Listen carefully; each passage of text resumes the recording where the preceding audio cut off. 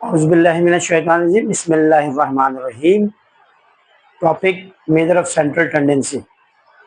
पहला topic part 1 में मौजूद arithmetic mean for group data. Geometric mean for group data calculate करने का एक आसान तरीका लॉगरिथम्स।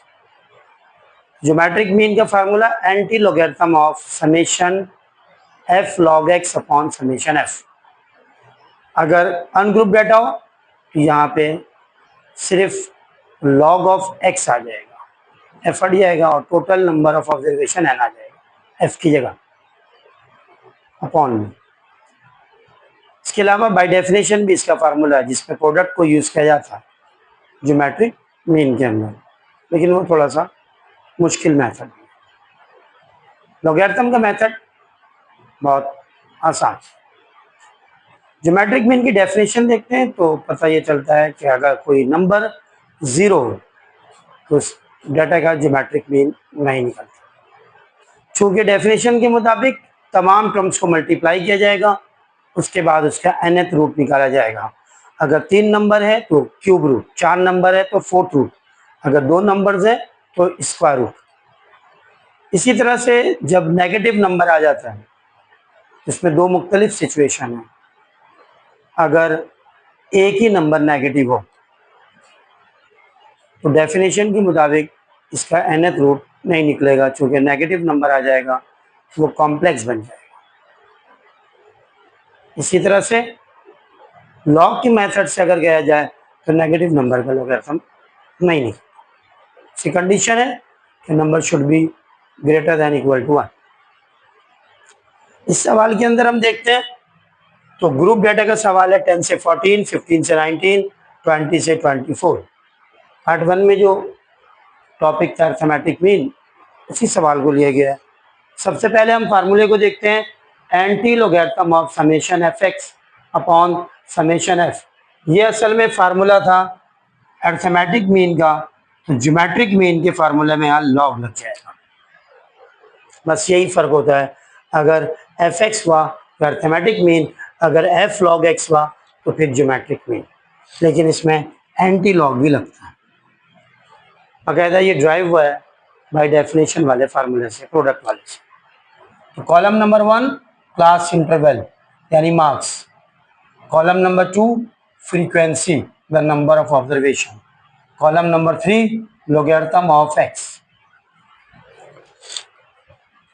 यहाँ पे जिन फार्मूले में समेशन लगा हुआ है sum of F log X, summation वाला कॉलम लाजमी बनता है। तो एफ का सम है तो एक एफ का कॉलम बनेगा, एक लॉग एक्स का, और आखिरी बन जाएगा एफ ऑफ लॉग एक्स। फार्मूले को देखा जाए तो हमारे पास कितने कॉलम बनने जरूरी है, एक कॉलम इसका और एक कॉलम ये। एक क्वेश्चन है क्लास इंटरवल का और एक फ्रीक्वेंसी का, इसका मतलब ये इतने कॉलम बनाने जरूरी है। ये नहीं भी बनाया कोई इशू नहीं। पहली वैल्यू क्या है 10 to 40, दूसरी वैल्यू क्या है।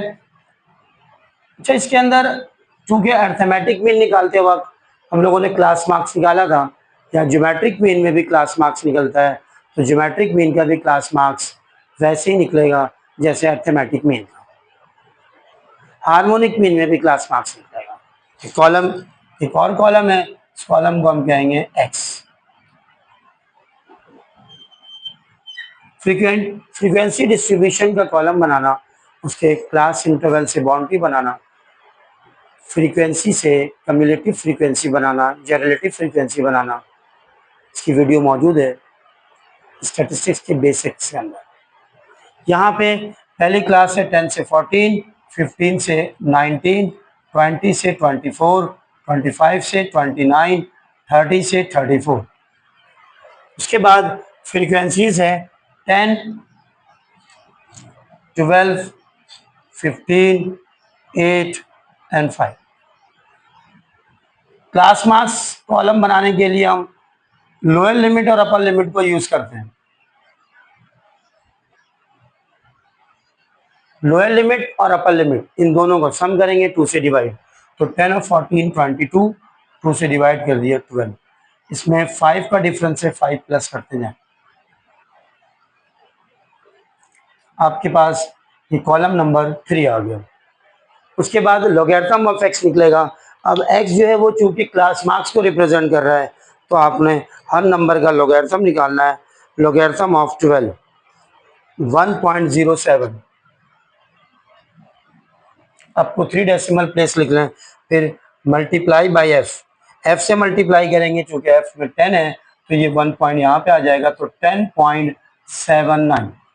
उसके बाद लॉगरिथम ऑफ 17 का लॉगरिथम निकाला 1.230 up to 3 decimal place multiply by 12, चूंकि फ्रीक्वेंसी 12 है तो ये आ जाएगा 14.79। फिर उसके बाद लॉगरिथम ऑफ 22 का लॉगरिथम निकाला 1.342 मल्टीप्लाई बाई 15, तो ये हमारे पास आ जाएगा 20.13। उसके बाद 27 का लॉगरिथम 1.431, इसको 27 के लॉगरिथम को मल्टीप्लाई किया 8 से, जब 8 से मल्टीप्लाई करेंगे तो ये हमारे पास आ जाएगा 11.450, अब टू 2 डेसिमल प्लेस लिखा।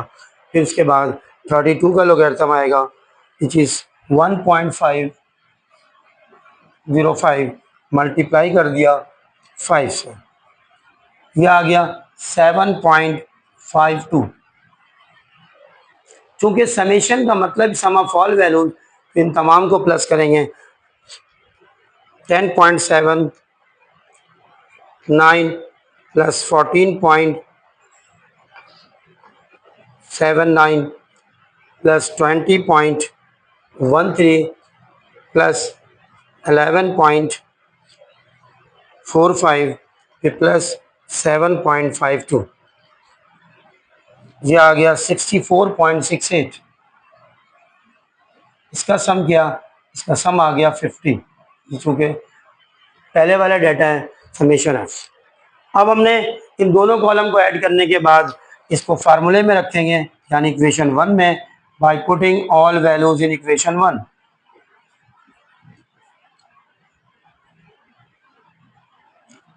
By putting all values in equation 1, so the geometric mean is equal to anti-log of summation of f log x, which is the last column, 64.68 divided by 50।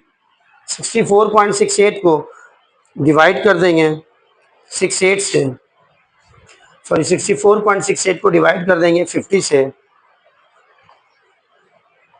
तो हमारे पास result आया 1.2936।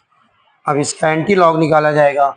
Anti log निकालने का तरीका common logarithm है, तो shift दबा के लॉग का बटन दबाइएगा, 10 के ऊपर नंबर यानी बॉक्स बना हुआ आ जाएगा या कैप बना हुआ, 1.2936। The final answer is 19.66।